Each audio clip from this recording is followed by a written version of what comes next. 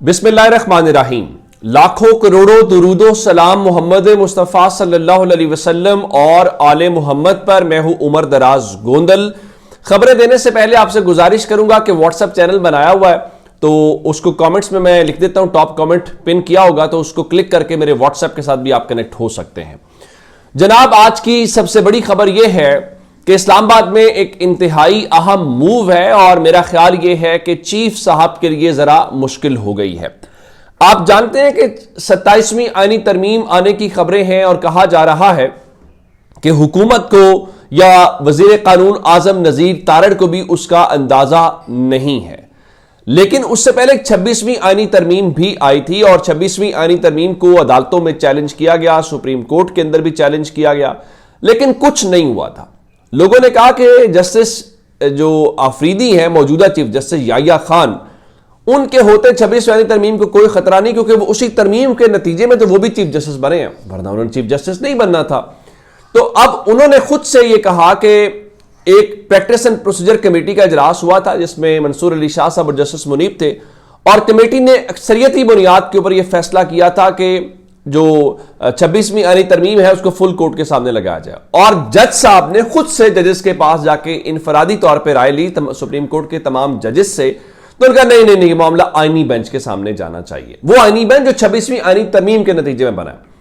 अब पहली बात तो यह है कि चीफ जस्टिस याहिया आफरीदी जो है, एक ऐसा मामला जिसको कमेटी डिसाइड कर चुकी हो उसको कैसे इनफरादी तौर पर डिस्कस कर सकते हैं, नंबर वन, और कमेटी के फैसले को कैसे डिफाई कर सकते हैं, दूसरी बात। और फिर एक और बात कि एक जुडिशल फैसला है, एक जुडिशल प्रोसेस है, उसको रजिस्ट्रार या वगैरह कैसे खत्म कर सकते हैं। उस हवाले से जो खत है, उनके जब मीटिंग मिनट्स आए तो उसके बाद इन दोनों जज साहबान ने एक और खत लिखा और उन्होंने कहा कि अब तारीख के ऊपर छोड़ देते हैं, तारीख इसका फैसला करेगी। जाहिर है याहिया आफरीदी साहब को इस हवाले से अच्छे लफ्जों में याद नहीं रखा जाएगा कि उन्होंने शायद उसमें उनका कोई जाती इंटरेस्ट आ गया। जाती इंटरेस्ट ये था कि अगर 26वीं आईनी तरमीम फुल कोर्ट के सामने लगी और फुल कोर्ट उड़ गई तो फिर आप क्या करेंगे, फिर आप चीफ जस्टिस नहीं रहेंगे। तो जाती इंटरेस्ट यही है ना कि जनाब देखें, मैं चीफ जस्टिस बना हुआ हूं तो ठीक है, 26वीं आईनी तरमीम जैसे हुकूमत चाहती है कि वहां पर लगाया जाए।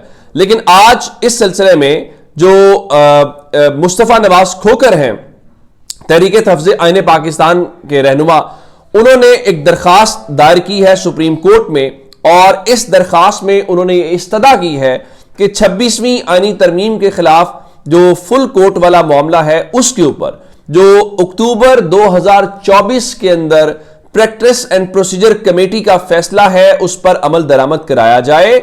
और उस हवाले से उन्होंने कहा कि जस्टिस मुनीब और जस्टिस मंसूर अली शाह ने अक्सरियती फैसले के ऊपर चूंकि ये कहा था कि ये फुल कोर्ट के सामने लगेगा तो आप उसके ऊपर जो है वो अमल दरामद करवाएं। और उसमें यह कहा गया है कि रजिस्ट्रार या चीफ जस्टिस इस कमेटी के फैसले को खत्म नहीं कर सकते।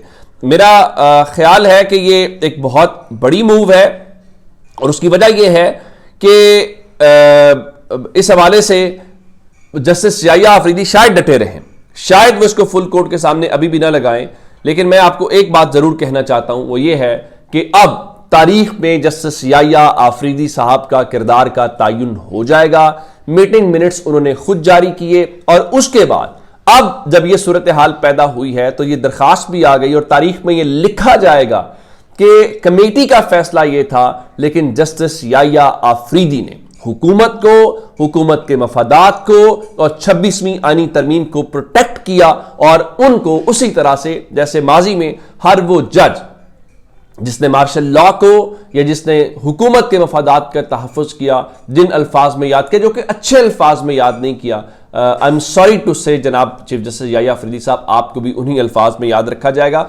आप अगर अब लगाएंगे फुल कोर्ट के सामने तो इसका मतलब है आपने पहले गलत फैसला किया, आप नहीं लगाएंगे तो तारीख आपको बिल्कुल भी माफ नहीं करेगी और याद रखेगी कि आपने ये क्या किया है। अच्छा जी, दूसरे नंबर के ऊपर आज की जो एक और खबर अदालत से है, इमरान खान के जो भांजे हैं और अलीमा खान के जो दूसरे बेटे हैं शेर शाह, अब से थोड़ी देर पहले लाहौर की इंसदाद दहशतगर्दी अदालत ने उनकी जमानत भी मंजूर कर ली है शारेस खान की कल जमानत मंजूर हुई थी, लेकिन फैसला महफूज होने के बाद खासा लेट फैसला अदालत ने सुनाया था। तो उस वक्त तो मैंने आपको बताया था कि ना मचल के जमा हो सकते हैं, ना रिहाई हो सकती है। तो अब उस सिलसिले में आज शेरशाह की जमानत का जो फैसला है वो महफूज हुआ, जिसके बाद अब अदालत ने शेरशाह की जमानत भी सुना दी है और उनका फैसला महफूज हो गया। अब मरियम नवाज शरीफ साहिबा के हवाले से, मरियम साहिबा मुख्तलिफ जगहों के ऊपर जा रही हैं, दौरे कर रही हैं। तो रात को पंजाब की इंफॉर्मेशन मिनिस्टर अज़मा बुखारी साहिबा ARY के ऊपर कह रही थी कि जो वज़ीर आला पंजाब मरियम नवाज के चेहरे से लोगों को डर लगता है। उन्होंने कहा कि चूंकि लोगों की जो सियासत है वो खतरे में है। तो अब से थोड़ी देर पहले मरियम नवाज शरीफ साहिबा जो हैं, जो लाहौर का चुंग का इलाका है, वहाँ पे वो रिलीफ कैंप में पहुंची हुई थी और जहाँ वो जो आर्जी क्लासरूम वहाँ पे बनाया गया है, उन्होंने वहाँ पर बच्चों से भी बातचीत की है। लेकिन अब असल मरियम नवाज साहिबा के साथ क्या हुआ, रात को मरियम नवाज शरीफ साहिबा जो हैं वो कोई 9:50 के ऊपर अपने ऑफिशियल ट्विटर हैंडल से एक तस्वीर लगाती हैं और ये वो तस्वीर होती है और उसके साथ लिखा जाता है कि innovated portable washroom constructed and placed at relief camp in Chiniot. अच्छा, अब उनके कहने का मतलब यह है कि वो वॉशरूम जो मूव एक जगह से दूसरी जगह की जा सकते हैं पोर्टेबल, वो चिनियोट के अंदर लगा दिए गए हैं। और इस तस्वीर के ऊपर जो तारीख थी वो अक्टूबर के महीने की थी, बल्कि आप यूं कहिए सितंबर के महीने की थी, 3 सितंबर 2023। और उसके ऊपर कंपनी का नाम भी लिखा गया था ओप्पो Reno 3 Pro 4G। गालिबन ये फोन का मॉडल होगा।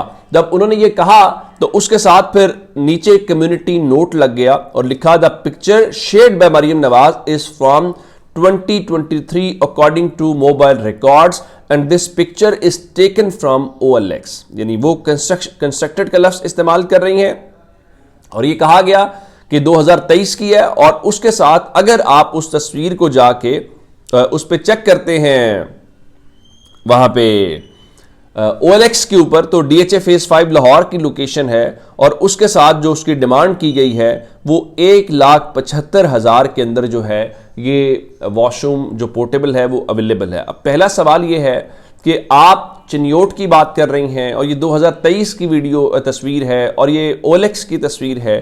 तो अब जिसने भी मरियम नवाज साहिबा को ये उनके साथ प्रैंक किया है, अब जो अफसर है, आया ये AC था, DC था या कोई और था, तो अंदाजा कीजिए कि कैसे अफसर शाही या जो बाबू हैं वो इस पूरे निज़ाम को किस तरीके से मामू बनाते हैं और वो कैसे घुमाते हैं, कभी फिगर्स के नाम के ऊपर, कभी प्रेजेंटेशंस के नाम के ऊपर और कभी रियलिटी से बहुत दूर रख के जो है वो चीज़ें की जाती हैं। और फिर भी अगर वो ये समझते हैं कि जनाब देखें हमने डिलीवर कर लिया। असल बात क्या है, जो सबसे बड़ा अलमिया होता है ना, जब हुक्मरान हुकूमत में आते हैं वो किसी भी जमात के हों, तो आपको पता है कि उनका सबसे बड़ा नुकसान कब होता है, जब वो आम लोगों से, अपने वोटर से, अपने सपोर्टर से या उसकी जो असल बेस लाइन है उससे वो कट ऑफ हो जाते हैं।